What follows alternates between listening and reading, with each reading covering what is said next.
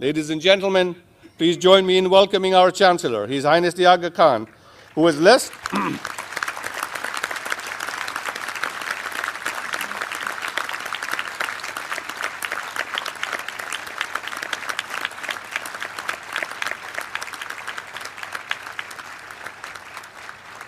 our Chancellor, His Highness the Aga Khan, who has led us to the summit upon which we stand today, and who has never ceased to focus on the still higher peaks that remain to be surmounted.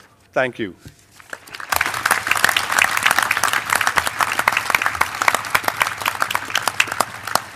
Thank you, Mr. Rasool. May I request the Chancellor, His Highness the Aga Khan, to please address the convocation. Ladies and gentlemen, His Highness the Aga Khan.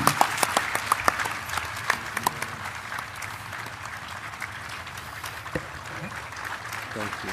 Thank you very much.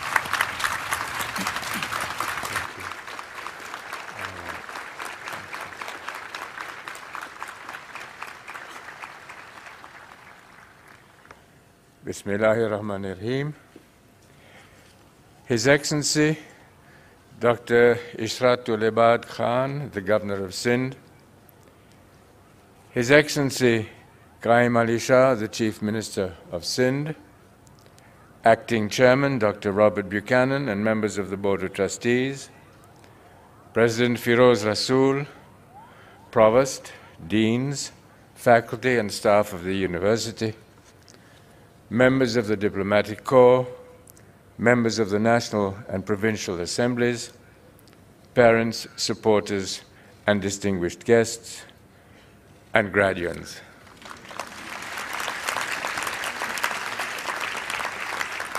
Assalamu alaikum. It is truly a great pleasure for me to celebrate this milestone moment with all of you today. It is a significant time for our university and for this country. As Chancellor, I am delighted, first of all, to extend my warmest congratulations to our graduates and to your families. Bravo. We wish you enormous success in your future careers, knowing that your success will be a mark of our success. I earnestly hope, however, that you will not think of this convocation as a farewell ceremony. We look forward, rather, to your continuing participation in university life. Perhaps, like many graduates, you may become members of our faculty or senior staff as time goes by, or participants in continuing education programs, or alumni groups, or sponsors of special programs, including scholarships for students of promising ability but scarce material resources. As graduates, you will be joining an illustrious family of earlier graduates. Many of our alumni are here today, and I am pleased to extend to them as well my heartfelt greetings. When you first came as students to AKU, you did not know us, and we did not know you, and yet we came to have great faith in one another. And you have fully justified that faith, using your education for good and great purposes. The academic heart of the university, of course, is our faculty. And I know I speak for all of you in paying special tribute to them today. The exemplary devotion of our faculty, both to their students and to their disciplines, is the bedrock on which our university is built.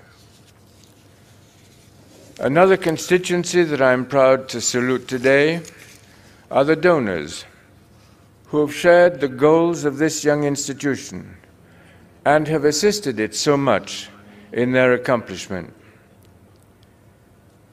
University success stories down through history in the Islamic world and the West have depended inevitably on a variety of external resources, and we are indebted to those who have provided such resources for AKU. Those resources, let me add, include not only material gifts, but also the great gifts of time and knowledge that so many contribute to our progress. The university's management, of course, also deserves special thanks, as it works daily to coordinate our energies and sustain our functioning, not only here in Karachi, but uniquely on multiple international campuses.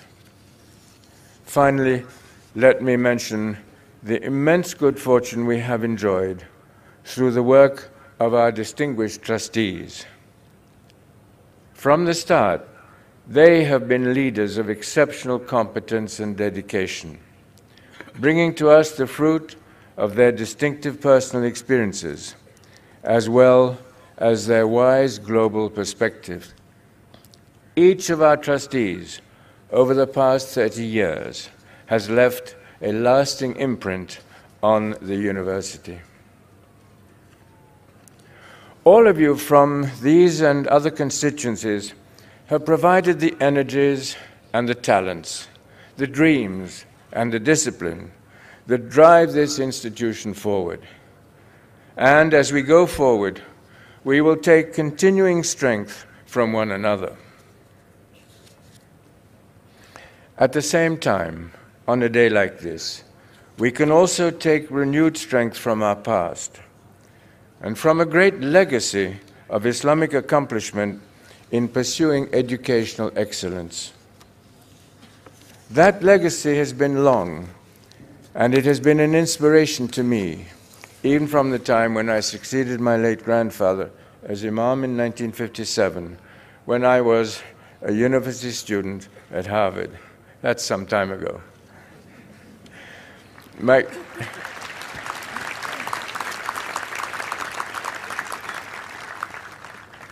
My grandfather, Sir Sultan Muhammad Shah Aga Khan, was deeply aware of Islam's rich intellectual heritage.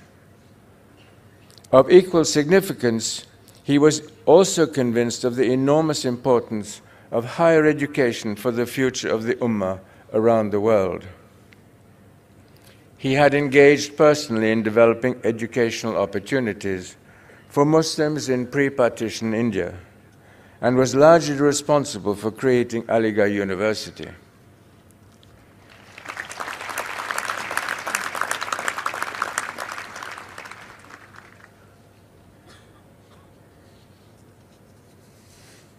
He saw that effort as fulfilling a tradition going back 1,000 years to the role of his predecessors, the Fatimids, in founding the Azhar University and the Darul Ilm in Cairo, known through the ages as the House of Knowledge. He knew as well about other great Muslim institutions of scholarship and culture, which flourished over many centuries, serving the whole of the Ummah and much of the known world, engaging the most advanced thinking from many cultures, ethnic groups, and faith communities. It was true of the Fatimids 1,000 years ago and of the Abbasids in Baghdad even earlier. It was true of the Mughal Emperor, Akbar, in the 16th century, as well as the Ottoman sultans, including Mehmed the Conqueror and Suleiman the Magnificent. And there were many others. The Safavid ruler, Shah Abbasin Sifahan in Iran, and the great Timurid Sultan, Ulugh Beg, who built the world's greatest observatory in Samarkand. You have just heard about some of the great intellects who flourished under these auspices. Whenever and wherever it may have been, in the Middle East or South or Central Asia, or Northern Africa, the most brilliant periods in Islamic history were marked by an expansive quest for intellectual excellence. It was this tradition that I inherited from my grandfather, and it was not a static tradition, but one that was built around the power of new knowledge and the great adventure of learning how to go on learning. Now, of course, we also know that institutions of higher learning are very costly. We know, too, that as the industrialized world grew economically, and as the Ottoman Empire faded, prominent centers of knowledge emerged most rapidly in the West. Meanwhile, the universities in the Muslim world, with some exceptions, generally tended to tread water. It was this situation that confronted us as we began to plan AKU. We had high hopes, but to be candid, we also felt some trepidation. Was higher education still a central pillar around which to build the quest for human development? Were the costs justifiable when compared to other priorities? If we went forward, could we find appropriate allies, including a distinguished faculty? Would graduates emigrate to developed societies rather than staying to serve their home communities? The fundamental question in sum was whether a new university in the developing world, in this day and age, could achieve sufficient levels of excellence as measured by global standards to bring genuine value to those we were committed to serve. We felt that we answered these questions successfully, but preliminarily, if not conclusively, when we began this great adventure. And I think we can fairly say that the university has performed well when measured against our original goals.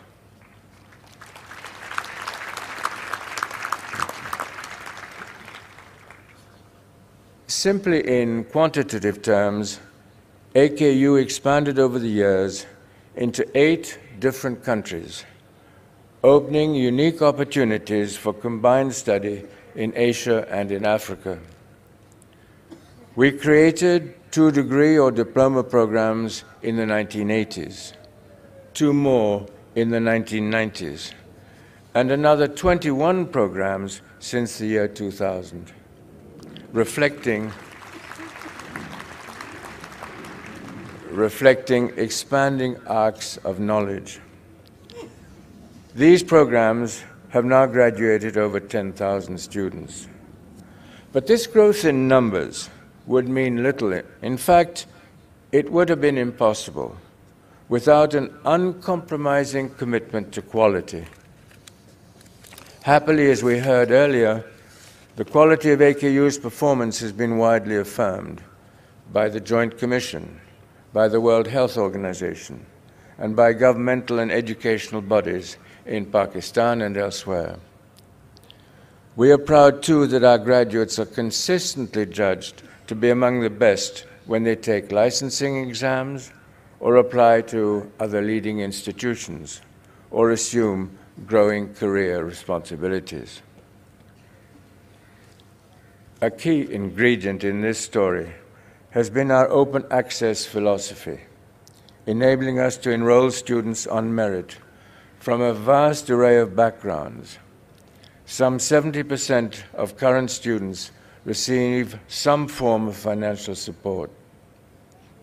And another critical standard, of course, has been AKU's resolute commitment to social relevance, to addressing real problems and improving the quality of daily life. For all these reasons, we can say that our recent past, like our distant past, has been one of proud accomplishment.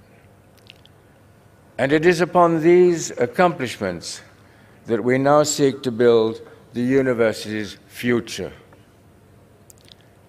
As we do so, we are sharply aware that the pace of change is accelerating, that our global neighborhood is shrinking, and that the best prediction about the future is that it is highly unpredictable. In such a world, creativity and flexibility will be essential to our success.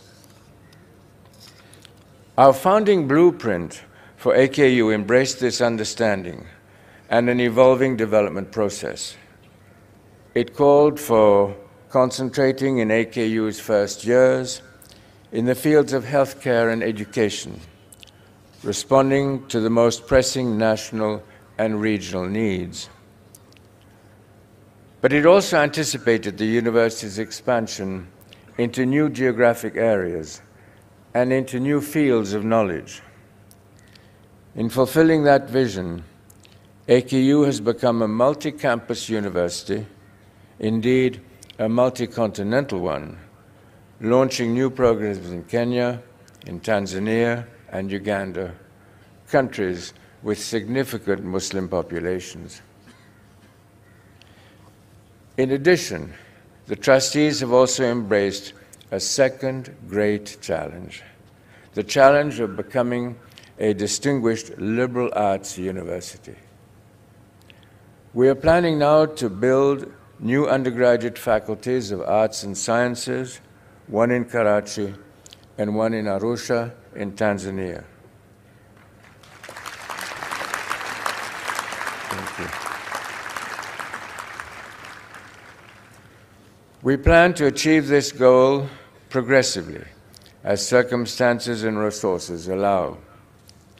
Yes, it will be a time-consuming exercise, but our planning has been advancing very quickly indeed. Again, developing a liberal arts capacity will not only fulfill AKU's founding vision, but it will also follow in the tradition of the great Islamic universities of past centuries and their effort to expand and to integrate a wide array of knowledge. At that time, of course, comprehending the full expanse of knowledge was seen as an achievable goal. Today, the explosion of knowledge seems overwhelming. But the knowledge explosion is precisely what makes the liberal arts platform even more valuable. The liberal arts, I believe, can provide an ideal context for fostering interdisciplinary learning, nurturing critical thinking, inculcating ethical values, and helping students to learn how to go on learning about our ever-evolving universe. A liberal arts orientation will also help prepare students for leadership in a world where the forces of civil society will play an increasingly pivotal role. By civil society, I mean a complex array of organizations that operate on a private voluntary basis but are driven by public motivations. They include institutions dedicated to culture, health, education, and the environment. They embrace commercial, labor, professional, scientific, and ethnic associations, as well as institutions of religion and the media. We have seen the growing role of civil society in many places, in the industrialized West, in the developing societies of Africa, and through the Islamic world as well, from Egypt and Tunisia to Iran and Bangladesh. In places where government has been ineffective, or in post-conflict situations, civil society has demonstrated its potential value for maintaining and even enhancing the quality of human life. But civil society requires leaders who possess not only well-honed specialized skills, but also a welcoming attitude to a broad array of disciplines and outlooks. This is why we believe that an investment in liberal arts education is also an investment in strengthening civil society. And this is also true of another complementary investment we will be making at AKU, the creation of 7 new graduate professional schools.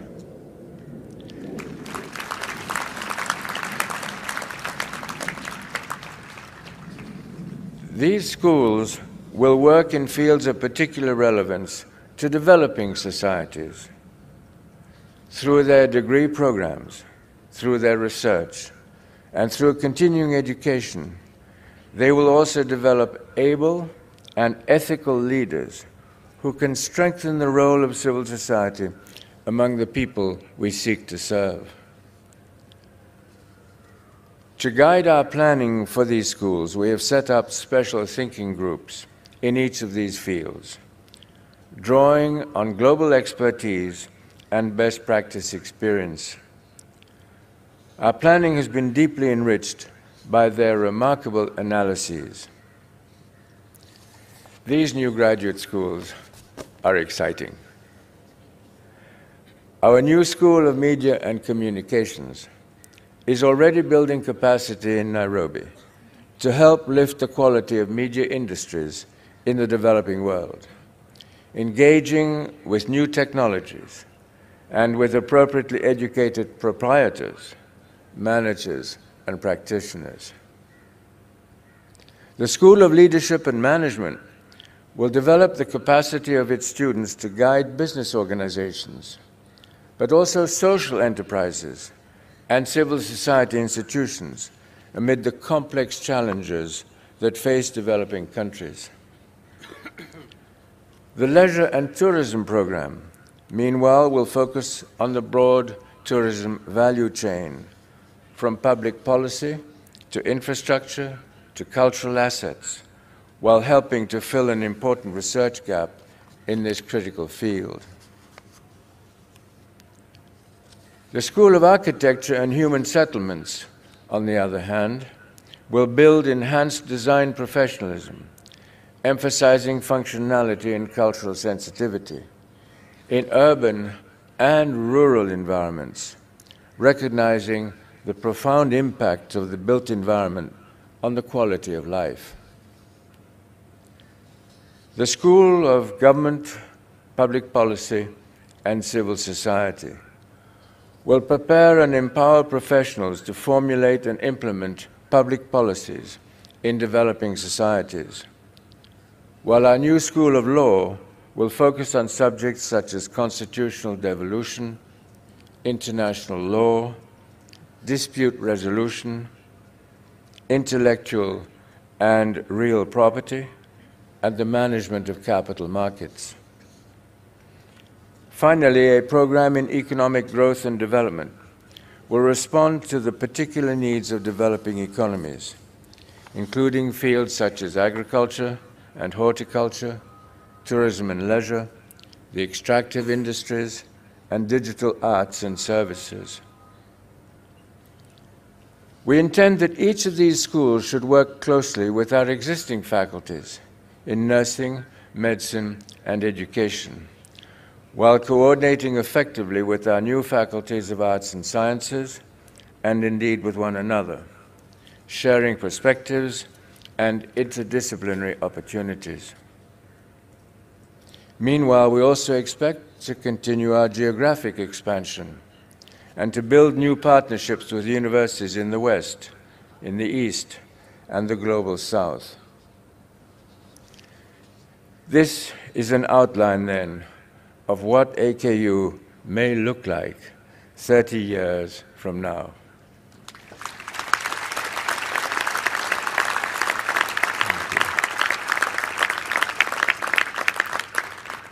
These will seem to be ambitious goals. Some may say that they are too ambitious, but I disagree.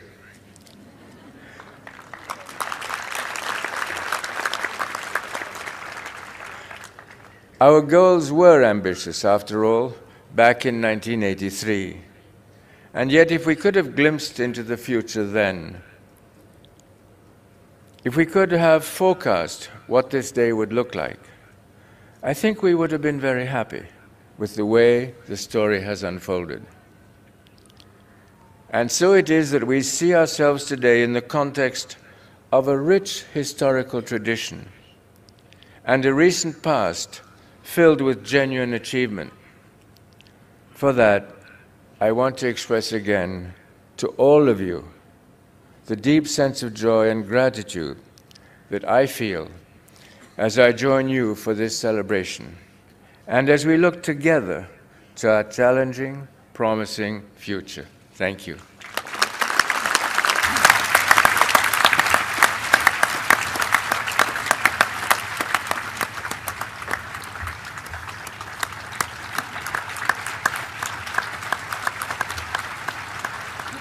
Thank you, Your Highness.